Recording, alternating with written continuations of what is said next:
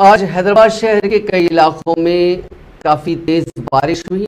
मादनापेट में एक मकान के सामने कार BMW वहाँ पे कार डैमेज हो गई है। इस वाक़े के वक्त एक बड़ा दरख्त करंट के खंभे की तारों पर गिर गया था। इसके अलावा शहर के बहुत से इलाकों से बारिश की खबरें आ रही हैं।